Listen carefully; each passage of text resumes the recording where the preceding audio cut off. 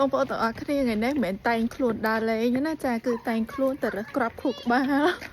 តែក៏ប៉ុន្តែគេរើសតាំងពីអាទិត្យមុនអីម៉េះ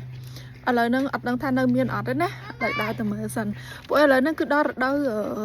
ក្របខួរក្បាលហ្នឹងហើយអាហ្នឹងគឺល្អណាស់ញ៉ាំទៅស្រាប់សុខភាពណា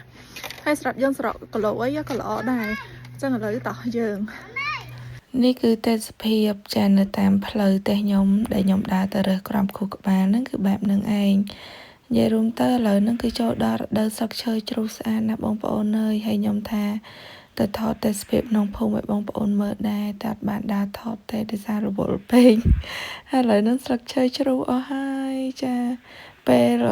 បែរអាទិត្យមុនណាស្លឹកឈើពេញស្អាតមែនតែនពណ៌ឡើងលឿងហ្មងមើលទៅដូចមាសអញ្ចឹងតែស្លឹកឈើជ្រុះពេញដីដល់រដូវស្លឹកឈើជ្រុះហើយសំខាន់ស្អាតពណ៌ឡើងលឿងមាសគ្រប់កន្លែងហ្មង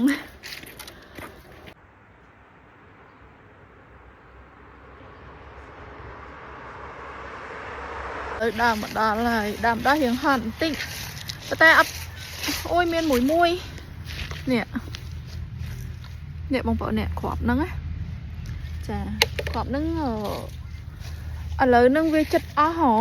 បើយើងមករើសប្រហែលជា2អាទិត្យមុនរើសបានច្រើនណាខ្ញុំរើសរាល់ឆ្នាំនៅនេះហ៎ចាំមកនេះ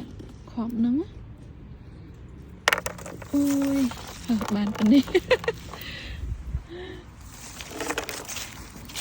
នេះ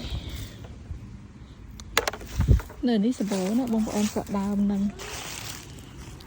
នេះដើមខកខួរក្បាលហ្នឹងដើមវាធំណាហើយជ្រុះច្រើនណាដូចខ្ញុំថាចឹងហើយអ្នករើសច្រើនណាបើសិនជា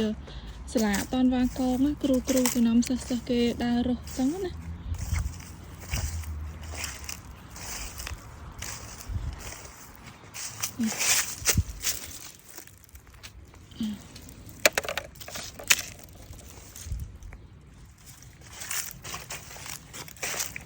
ក្របខួរក្បាលខាងក្នុងវារូបរាងអញ្ចឹងណាបងប្អូនចាអាហ្នឹងយើងគ្រាន់តែយកមកបើសិនជាវាថ្មីយើងហាលវាស្ងួតសិនចាបានញ៉ាំទៅឆ្ងាញ់តែនេះវាជ្រុះមកយូរដែរ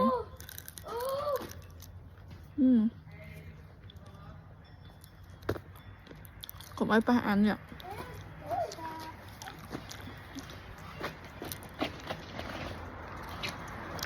ឈឺមាត់